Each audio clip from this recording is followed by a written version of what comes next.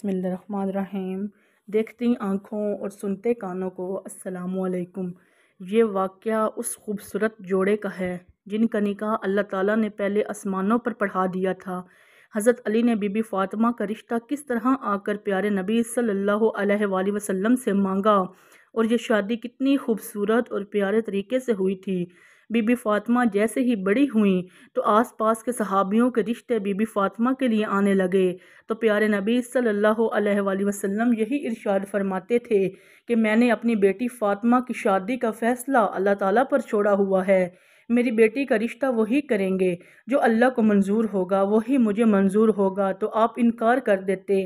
ایک دن حضرت ابو بکر صدیق رضی اللہ تعالیٰ عنہ اور حضرت عمر فاروق رضی اللہ تعالیٰ عنہ مسجد نبوی میں تشریف لائے اور آپس میں بی بی فاطمہ کے رشتے کی بات کرنے لگے کہ سبھی صحابیوں نے بی بی فاطمہ کے رشتے کے لیے پیغام بھیجا ہے، لیکن حضرت علی نے کوئی بات نہیں کی۔ حضرت عمر فرمانے لگے کہ میرا خیال ہے کہ حضرت علی اپنی غریبی اور غربت کی وجہ سے کوئی بات نہیں کر رہے۔ اگر ان کے دل میں یہ بات ہے اور اس وجہ سے انہوں نے رشتہ نہیں مانگا تو ہم حضرت علی کی مدد کریں گے۔ حضرت ابو بکر نے کہا کہ ہم حضرت علی سے بات کرتے ہیں، اگر وہ غربت کی وجہ سے انکار کر دیں گے تو ہم حضرت علی کی مدد کریں گے۔ اس طرح وہ مسجد نبوی سے بات کر کے اٹھے اور حضرت علی کی تلاش میں نکل پڑے۔ وہ صحابی حضرت علی کے پاس آئے اور فرمانے لگے، اے علی، پیارے نبی صلی اللہ علیہ وآلہ وسلم کی بیٹی کے لیے قریش کے جوانوں کے رشتے آئے ہیں، لیکن پیارے نبی نے یہ کہہ کر انکار کر دیا کہ میں نے یہ فیصلہ اللہ پر چھوڑا ہوا ہے، اور آپ نے ابھی تک کوئی پیغام نہیں بھیجا۔ آپ میں سب اچھی عادتیں ہیں اور آپ تو پیارے نبی صلی اللہ علیہ وآلہ وسلم کے رشتے دار بھی ہیں۔ حضرت عمر اور حضرت ابو بکر فرمانے لگے کہ ہمیں لگتا ہے پیارے نبی صلی اللہ علیہ وآلہ وسلم نے بی بی فاطمہ کے رشتے کا معاملہ آپ کی وجہ سے روکا ہوا ہے۔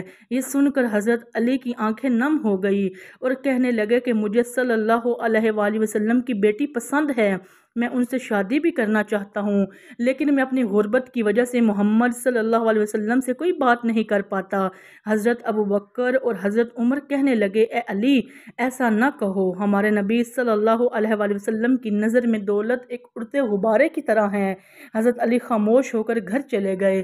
گھر میں کچھ دیر بیٹھ کر آرام کیا، پھر اٹھے، اپنا اونٹ کھولا اور اس پر سوار ہو گئے۔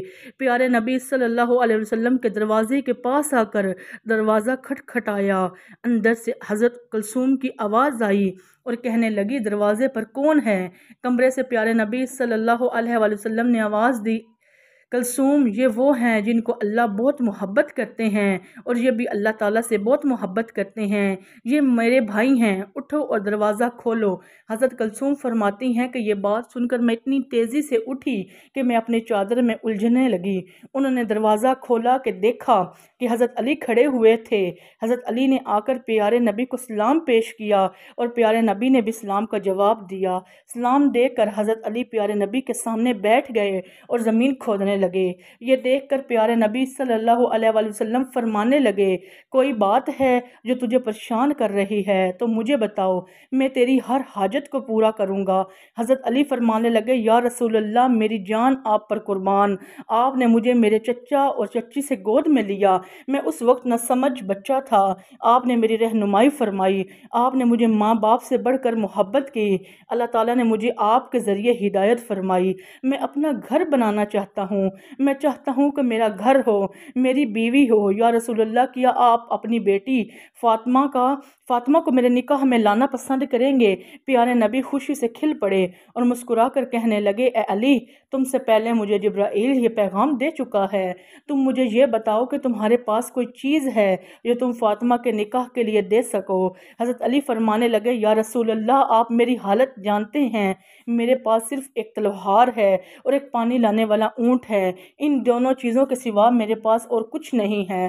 پیارے نبی فرمانے لگے کہ تلوار سے تو تم اللہ کی راہ میں جہاد کرو گے اور اونٹ پر تم پانی لا کر اپنا گھر چلاؤ گے، اور سفر میں بھی یہ اونٹ تمہاری رہنمائی کرے گا، لیکن جرح کے بدلے میں اپنی بیٹی کا نکاح تجھ سے کرتا ہوں۔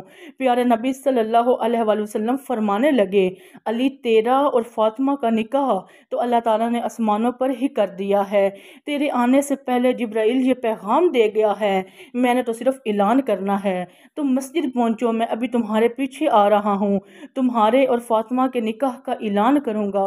حضرت علی اتنی خوشی سے باہر نکلے، خوشی سے وہ جھومتے ہوئے جا رہے تھے، اور راستے میں حضرت ابوبکر اور حضرت عمر نظر آئے۔ وہ پوچھنے لگے، اے علی، اتنے خوش ہو کر تم کہاں جا رہے ہو؟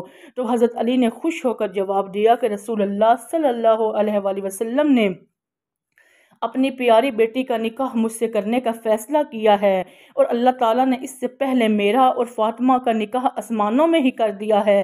ابھی میں مسجد جا رہا ہوں، اور میرے پیچھے پیارے نبی رسول اللہ صلی اللہ علیہ وآلہ وسلم بھی تشریف لائیں گے۔ وہ دونوں یہ سن کر بہت ہی خوش ہو گئے اور حضرت علی کو گلے لگا کر مبارکباد دی۔ وہ تینوں صحابی مسجد میں تشریف لائے، اور ان کے پیچھے ہمارے نبی صلی اللہ علیہ وآلہ وسلم بھی تشریف لے آئے۔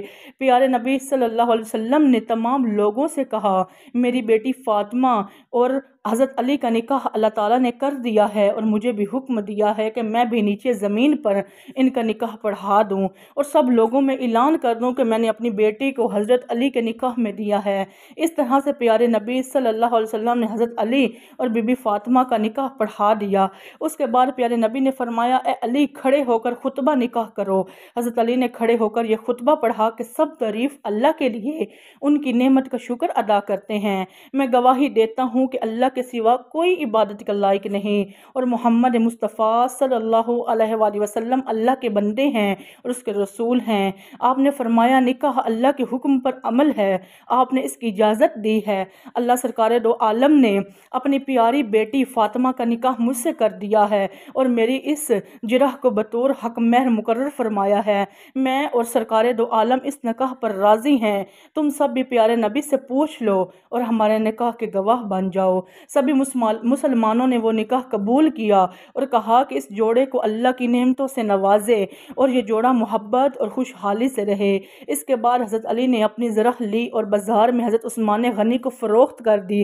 اس طرح یہ خوبصورت نکاح ہو گیا، اور ان دونوں نے بہت ہی صبر کے ساتھ اپنے دن بسر کیے۔ ان کے اوپر بہت ہی غربت کے امتحان بھی آئے، لیکن یہ ہر امتحان میں پاس ہوئے اور اللہ تعالیٰ کی عبادت کرتے تھے۔ اللہ تعالیٰ نے اس جوڑے میں بہت ہی محبت قائم کی تھی اور خوشحالی قائم کی تھی۔ امید ہے آپ کو میری آج کی ویڈیو پسند آئی ہوگی۔ مزید اس طرح کی ویڈیوز دیکھنے کے لیے میرے چینل حکایات اسلام کو سبسکرائب کر دیں۔ ملتے ہیں اگلی ویڈیو میں۔ اللہ حافظ۔